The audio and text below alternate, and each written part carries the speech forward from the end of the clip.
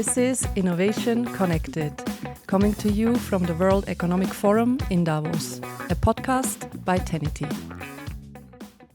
My name is Max Planck. I'm a venture partner for Tenity and would like to welcome our esteemed guest, Minister Margus. Welcome. Thank you for receiving me, and thank you for this opportunity. Yes. Can you quickly walk us through your career, please? Yes, my career, I can say, is like 4 kids with the same wife who is actually entrepreneur globally based on the AI solution about the measurement of timber and logistics of that. So in very conservative sector. But politically, I'm called in Estonia already like old dinosaur because I joined somehow 2002 the political life, and I've been in different positions in Estonian Parliament as well, the Minister of Defense, Social Defense, Minister of Defense, Deputy Prime Minister, and now I'm Minister of Foreign Affairs. But I've decided when I was 33 years old that if I'm getting 40, then I'm going to quit from politics. Okay. Because the worst thing in politics about politicians is they're going to, being stuck into politicians. Yeah. They will start only think about how to be re-elected. Yes. And they're losing their goal, actually, why they're there. So I decided 2017 I quit. And I went to the private sector. So I was in the defense industry. And somehow I was involved with creating the new political party. And without any plans, I'm now back in business. So, but the good thing is that I know exactly how hard it is to run the startups, how to be successful, to raise the money. And also, I know exactly how hard it is to pay taxes. So what politicians are doing, they're sharing actually the tax money. So I know that it's not true that the taxpayers' money is the money which is left after paying taxes. Actually, taxpayers' money is we are sharing. Wow. So this is my career, I can say. Okay, and why did you start politics? Actually, our twice Prime Minister, Mart Laar, who actually is a founder of our ecosystem of IT and economy and free market, everything, he called me just. Okay. I didn't know him personally. I was in Austria, actually. Okay. He called me would you want to join my team? I had no plans to join the political life 2002. Okay. And I said, I don't know. They said, you have 1 minute to say. So I said, okay, yes. And I came back to Estonia, and then all this started. Wow, quite impressive. Can you maybe explain Estonia, where it is, what's the size, because some of the audience might not exactly know it. We are one of the most innovative and also digitalized nation in the world. But we have 1.3 million people. Okay.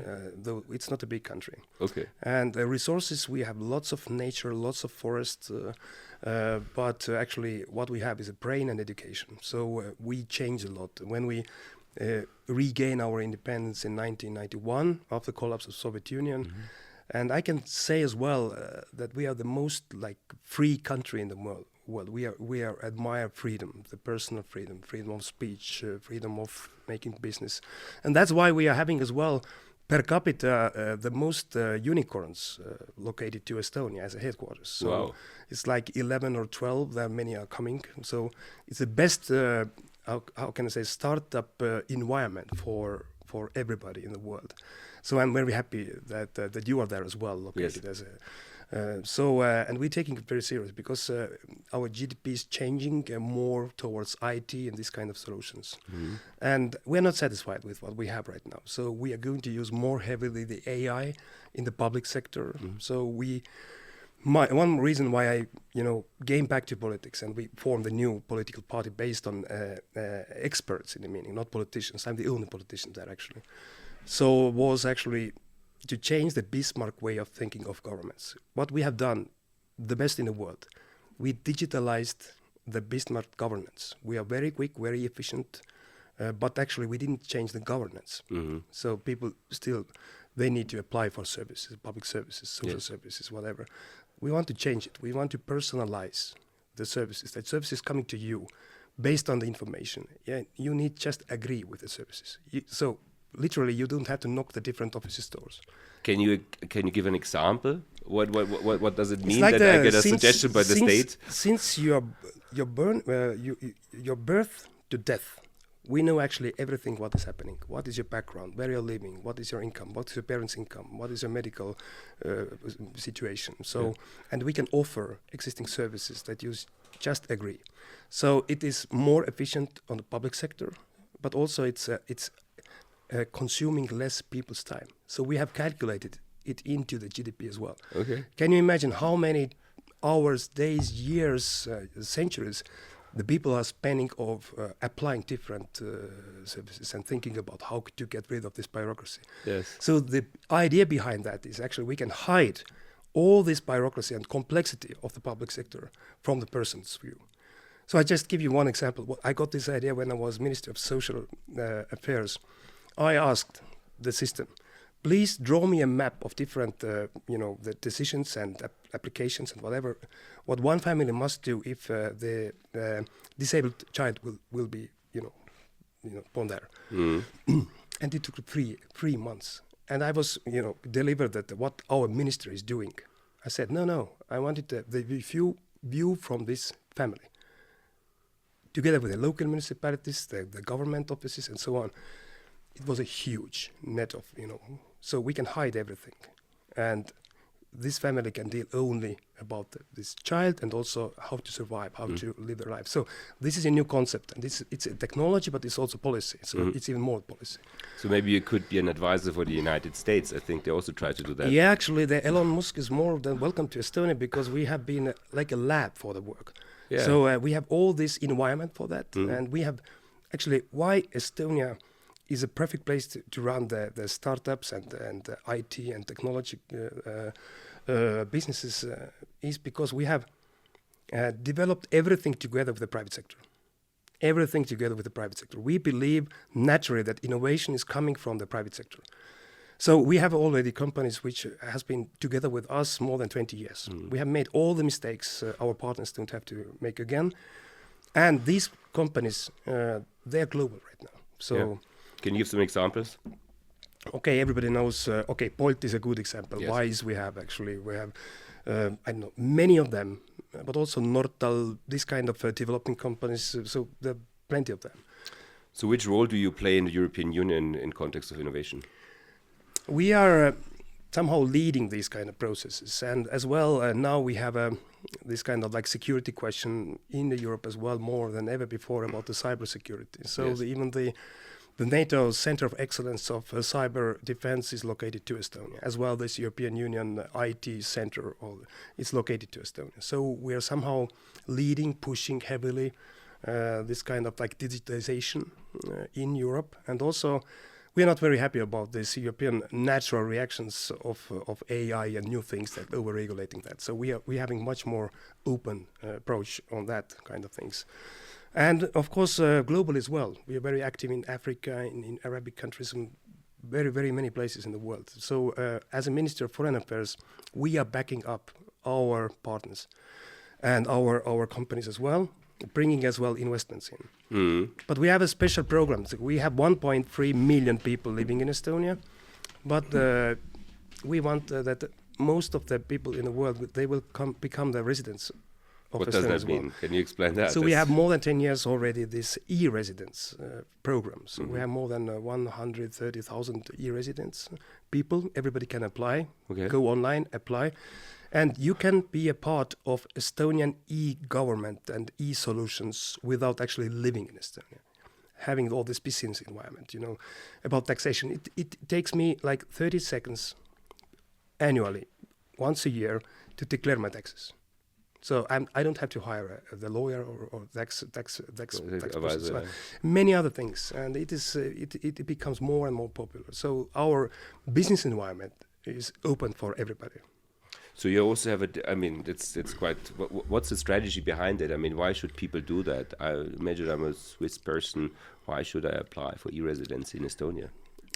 I cannot say how complicated it is to run businesses or bureaucracy or whatever declarations you need to do here and open your business, actually. We designed this environment for us, for our people and our businesses. And when we were thinking that why we have to limit that, because our interest is to bring offices, to bring headquarters and to bring capital and investments to Estonia. So literally we earn as well as a country from that. But as well, at the same time, we have these kind of solutions, and we can spread the attitude as well about innovation. Of course, about the knowledge of Estonia, because we have 1.3 million people, so we are punching above our weight totally. But we are gaining a lot from that as well. Yeah, you usually gain when you're punching about the weight, right? Otherwise, you don't gain. Yeah, but how to say? We have this kind of attitude that we had nothing when the Soviet Union collapsed, and we know exactly how valuable is freedom. So we're using every day for that, and we are gaining a lot. And that's like the main point behind that. And the second thing is what we have is an educational system. It's really, really good. It's the top in the world. And PISA test, we are the first or the second. So you know about the PISA test, which is calculating. So this is the approach for us. And we have gained a lot from the living standard where we were and where we are now. And from, let's say, gender distribution, I think you also have quite a lot of, let's say, women in technical jobs. Yes, we have, but it didn't come just like, it happened. We worked with that. Mm-hmm. And actually, we started our digitalization not from technical solutions, but from education. It was the beginning of 90s. So we decided, we had this program like Tiger Leap. So we went to kindergartens and to schools to educate people about the technical opportunities, and also for girls. We have the special programs already years to go and study technology. And actually it's harder and harder for boys now to jump in because of competition, and the girls are more like active. So, but the gender equality in Estonia is like the natural thing, because in Estonian languages we don't have genders at all. Really? No. Wow. So this is like the language is actually the oldest logical system one or the other nation has. So we have it already, I don't know how many thousands of years. It's interesting. I think in some other countries they talked a lot about language lately. It's for me, it's for Estonians, it's hard to always to remind if you talk to somebody in English or whatever that she or he. So we take everybody equally. Okay, wow. So also, you mentioned before where you're located, and there's a couple of tensions now. There, and is it in your favor that there are more talented people came to Estonia? Or what was the impact? Of course, we are very happy about that we are not part of Soviet Union anymore. But we have been living there so long time, so we know exactly what may come, and we have been very well prepared. And I can say as well, as a former defense minister, that I think that now we are the most protected than ever before. We are the member of NATO, EU, boots on the ground. We have aggressive neighbor, of course, and Europe feels as well that Russia will remain a threat. But I think that we are strong enough. So as for investments, I think that Estonia is a really secure place. Okay. So we are very much connected, because we decided in the beginning of 90s that we will never be alone again. And that's why we are heavily advocating as well for the EU enlargement processes, and we believe that this kind of gray areas of the neutrality neighboring Russia, it's just a green light for Putin. So that's why we're heavily supporting Ukraine as well, because Ukraine is fighting instead of us. But I think that as a it's a secure place. It's a really secure place to live, to run businesses. It's all opportunities, and mainly the environment. And as well, this is one thing I think that Estonia is in top of the world is about the cybersecurity. We had, I think, that the first, the widest cyber attack already 2007 from Russia, and we managed to do that. And we understood that we need to be more well prepared. Now we are under the different cyber attacks like 24/7, and they are not successful. So we work together, not only as a government or as a defense or Ministry of Interior, but as a society with the private sector. So everybody knows what to do. And maybe the best example is that we have more than 20 years e-elections. So you can digitally vote. Really? And this year we are going to introduce live during the local elections, the mobile elections. So you can actually using your governmental application and vote. And why I'm talking about this? This is the highest trust you can have in democracies. It's about elections. We are hiring the best hackers in the world from the dark side of the world to hack us constantly. Yeah. And they never succeed. The White Knights. Yeah. So, and we has a good example about that. So, and we are ready to share our experiences. Okay, wow, that's impressive. I mean, can I vote also with my e-residency if I apply, or is this excluded? Not yet, not yet. But it may be in the future. I don't know. It's a crazy idea, but yeah, I had a vision about 2 million Estonians, but I didn't mean like Estonians. But as if you come to e-resident, then you will be in my point as an Estonian as well. But yeah, elections are for citizens. You know, it's normal thing everywhere. Okay. You spoke about partner before in the Middle East, for instance. What does it mean as a government having a partner somewhere else in the world? I was meaning actually more like the private public partnership, because our business model is based on that. Okay. So as I said you as well, that we are not investing to create this kind of IT development houses, governmental ones. They never work. Yeah. They always behind of the innovation. They are costful. Yes. So we always do things together with the private sector, and not only with Estonian companies, because we have in EU and so on. But at the same time, we have government-to-government projects about digitalization, that we are sharing our open sources, and we are sharing our solutions as X-Road. Maybe you have heard about this. It's about, we just needed to do it, how to both the different databases work together at the same time without not putting them all together and centralizing them. So we are doing lots of different programs and developing good programs all over the world. So, I mean, for instance, e-identity is also a big topic, right? Exactly. I mean, you started very early, and a lot of other countries in the world look into that now. Is there also that you have partnerships or discussions, working groups with other countries? You know, many people are thinking that the main problem is technology. Technology is not a problem at all. Everybody can use any kind of technologies. The question about the people, actually, and readiness and trust. So we have this trust. And the second thing is from our people about we have rules. First thing, data belongs to the person. Everybody can check 24/7 which official, in what purpose is he checking his personal data. If the police and whoever, and by name. I know by name if one or the other official is just checking my data and using my data. This is transparency. Also, I can follow the processes in the local municipality, on the governmental level, and it is taking really down all this corruption level of what many countries they have had or they're having right now. Yeah. This transparency is everywhere. As well, but the case is the so-called the business model and architecture. This is something our governmental agencies of IT are doing with other governments. And in the middle of that is actually this digital ID. We are the only country in the world which has centralized and governmentally backed up and guaranteed digital ID. So it's all about that.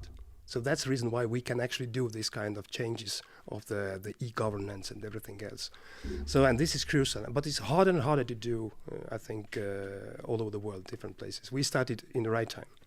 I mean, for instance, like a use case which could be interesting, that I have an e-ID and then it's accepted, I don't know, in Hong Kong or somewhere else, right? Because if it's governmental backed, so that means that's really Max, it's unique, it's identified. Exactly.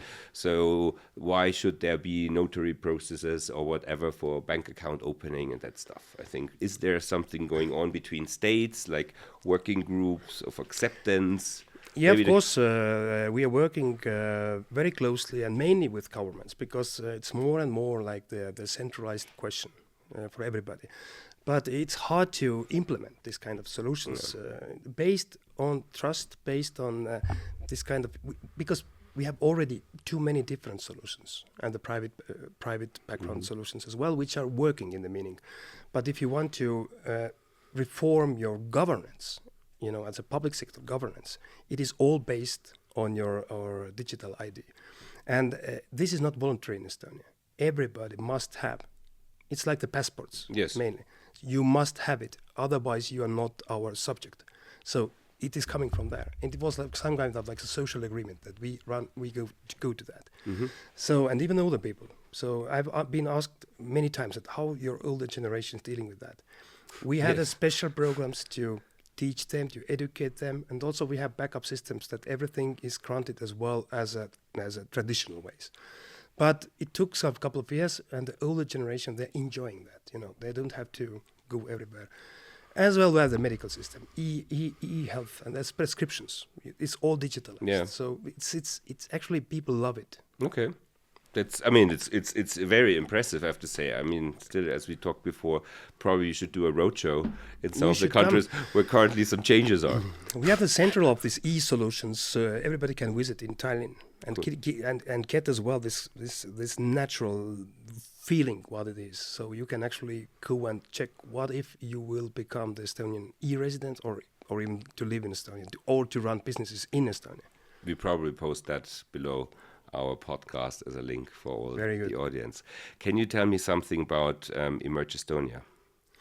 Yes, now we are launching together with Tenity. Actually, Tenity is launching the Emerge Estonia.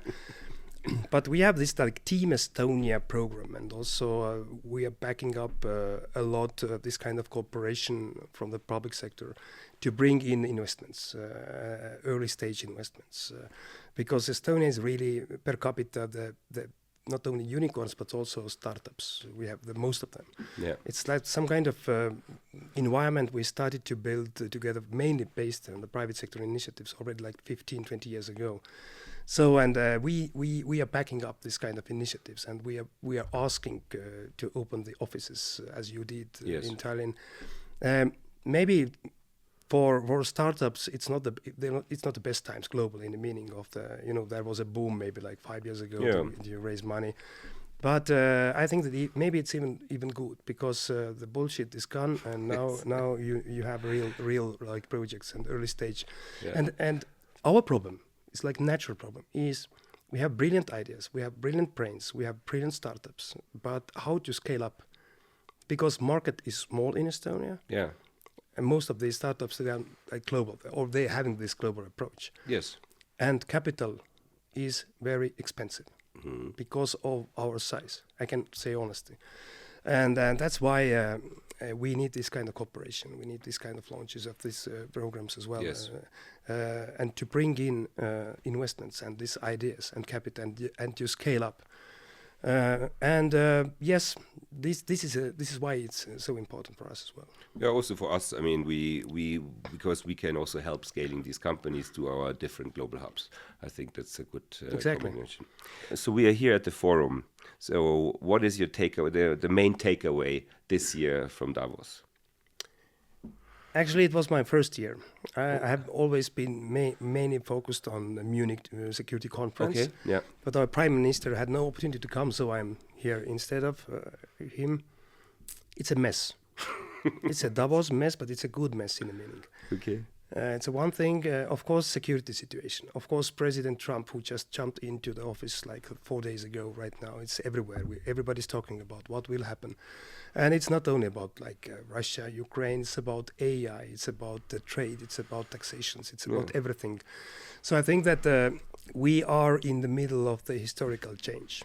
It's about how the rule of law will look like, how actually this kind of agreement what we made in 1945 about the stability in the world, how does it look like? It will look like in the future, but also this is a huge technological change. Yes. This Davos is, its main topic is about AI and all these kind of solutions, but also about how AI will be infect democracies.